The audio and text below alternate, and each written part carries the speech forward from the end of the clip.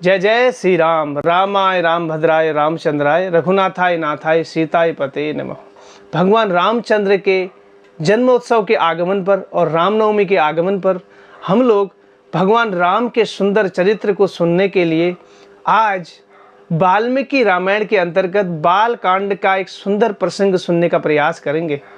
यह प्रसंग इस प्रकार से है। एक बार वाल्मीकि मुनि अपने सारे शिष्य समूह के साथ एक जंगल में बैठे रहते हैं, कुछ आध्यात्मिक चर्चा करते हैं। और वहाँ पर जब एक बार नारद मुनि पहुँचते हैं तो वह सभी लोग वाल्मीकि मुनि और उनके सारे शिष्य नारद मुनि का बहुत स्वागत करते हैं, नारद मुनि को प्रणाम करते हैं झुकते हुए, और नारद मुनि के चरणों को धोते हैं और नारद मुनि को बैठने के लिए एक ऊंचा आसन प्रदान करते हैं। और इस प्रकार नारद मुनि का कुशल क्षेम पूछने के बाद, आप कैसे हो, ठीक ठाक हो, कैसे आना हुआ, स्वास्थ्य ठीक है, जैसे हम पूछते हैं ना, इस प्रकार से जब कुशल क्षेम पूछी, उसके बाद फिर वाल्मीकि मुनि नारद मुनि को पूछते हैं कि हे मुनिवर, हे तत्वों को जानने वाले तत्ववेता, हम सभी की एक जिज्ञासा है कि इस वर्तमान समय में इस संसार में कौन सा ऐसा महान व्यक्ति है जिसके अंदर सारे सद्गुण हैं, सारे गुणों से जो संपन्न है और सारे ऐश्वर्यों से संपन्न है, जिसका चरित्र का वर्णन सभी जगह होता है और जिसकी पूजा सभी लोग करते हैं, अर्थात जिसको यथा उचित सम्मान सभी लोग देते हैं। कौन सा ऐसा व्यक्ति है, कौन सा ऐसा महान व्यक्तित्व है, उसके बारे में हमको बताइए। तो नारद मुनि बताते हैं कि भगवान राम के नाम से विख्यात राजा दशरथ का पुत्र जो इक्ष्वाकु वंश में आते हैं, वह संपूर्ण जगत में प्रसिद्ध हैं अपने सद्गुण संपन्न होने के कारण। अर्थात जिसके अंदर, जिस व्यक्ति के अंदर, जिस व्यक्तित्व के अंदर सारे सद्गुण हैं और उनका चरित्र का वर्णन सुनने लायक है, और जिनके शरीर की सुंदरता भी बहुत सुंदर है, उनके शरीर का सुंदरता का वर्णन भी करते हैं। बताते हैं कि जिनके आँखें सुंदर कमल के तरह हैं, जिनका चेहरा बहुत सुंदर है, जिनके गले पर 3 रेखाएं हैं, जिनकी भुजाएं बहुत लंबी हैं अर्थात घुटनों तक पहुंचती हैं, जिनका कद मध्यम ऊंचा है, न तो ज़्यादा लंबे हैं न भगवान ज़्यादा छोटे हैं, और इस प्रकार से उनका यह सुंदर शरीर अत्यंत ही आकर्षित है।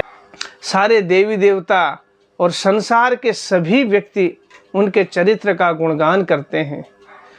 जो दया के सागर हैं, अर्थात जिनकी करुणा सागर के समान है और क्रोध में अग्नि के समान है, और जिनके राज्य में कोई भी व्यक्ति दुखी नहीं रहता है और सभी प्रकार के खाद्य संपदा भरपूर मात्रा में रहती है, और कोई भी व्यक्ति, कोई भी प्राणी, कोई भी जीव दुखी नहीं होता है, और अकारण भूकंप आना और अनायास ऐसी जो घटनाएं घटती हैं, ऐसी घटना कभी नहीं घटती हैं, और जिनके जैसा कोई राजा नहीं है, उनके जैसा कोई भ्राता नहीं है, उनके जैसा कोई पुत्र नहीं है, उनके जैसा कोई पति नहीं है, जिनके सारे गुण ही गुण हैं, गुणों के खान हैं, और इस संसार से अपने बैकुंठ धाम अर्थात साकेत धाम जाने के पहले वो भगवान रामचंद्र इस संसार में 11,000 सालों तक शासन करते हैं। इस प्रकार से एक प्रकार से नारद मुनि ने वाल्मीकि मुनि को एक तरीके से भगवान राम की लीलाओं, संक्षिप्त में भगवान राम की लीलाओं का वर्णन कराया। और भगवान राम की इन सुंदर लीलाओं को सुनने के बाद नारद मुनि आगे निकल गए, और यहाँ वाल्मीकि अपने शिष्य भारद्वाज के साथ तमसा नदी की तरफ चल पड़े। भगवान के इन सुंदर गुणों का चिंतन करते हुए तमसा नदी के तट पर बैठे।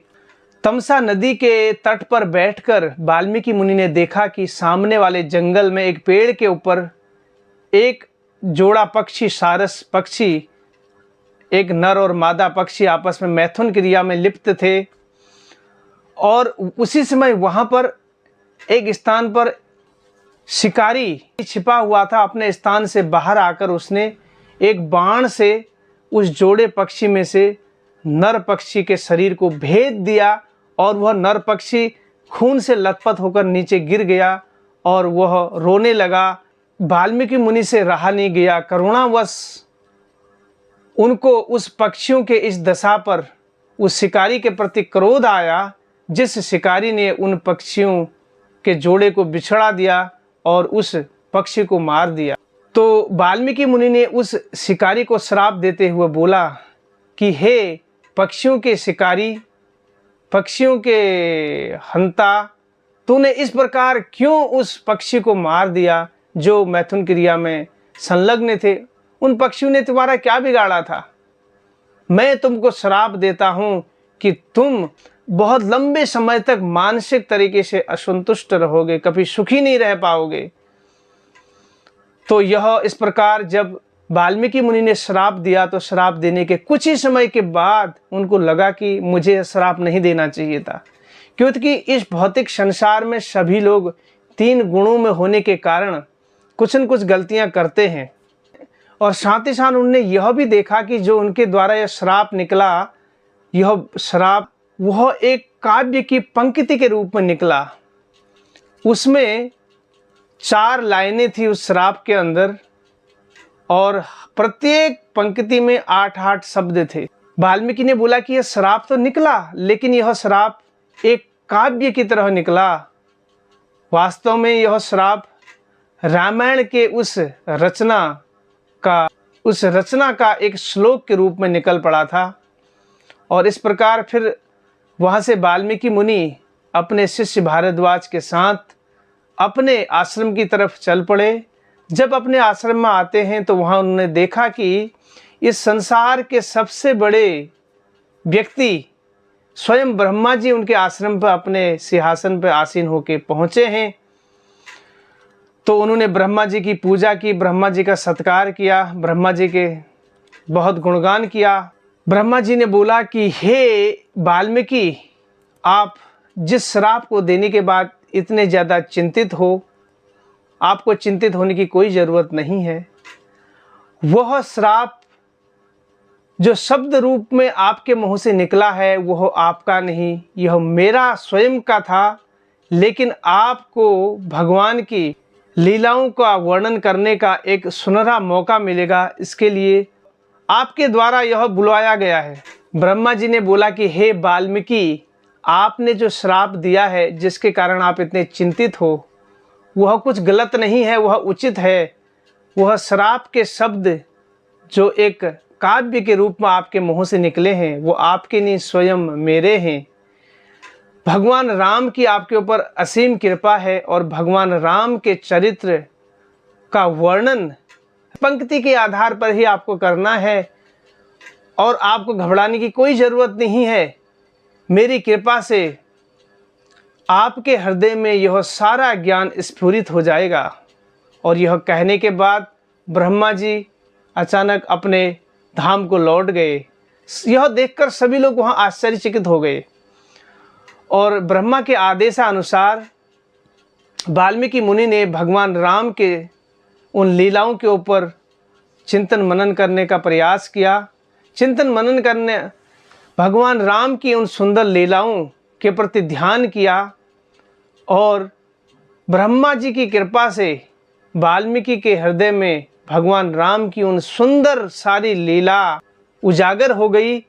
और वाल्मीकि मुनि ने इस प्रकार भगवान राम की सुंदर लीलाओं का वर्णन रामायण में 24,000 श्लोकों के रूप में किया। तो यह वाल्मीकि के ऊपर भगवान श्री राम की और उनके स्वयं गुरु नारद मुनि की और ब्रह्मा जी की असीम कृपा हुई और उन्होंने स्वयं रामायण का जो ये श्राप दिया था, ये एक पंक्ति के रूप में, काव्य के रूप में बन गया था। वह श्राप नहीं बल्कि वह रामायण की एक तरीके से शुरुआत थी। उसी श्राप के माध्यम से उसको विस्तार पूर्वक लिखकर ब्रह्मा और नारद की कृपा से इस विशाल रामायण का लेखन किया। इस विशाल रामायण के रचना की जिसमें 24,000 श्लोकों का वर्णन मिलता है। जय जय श्री राम। वाल्मीकि मुनि की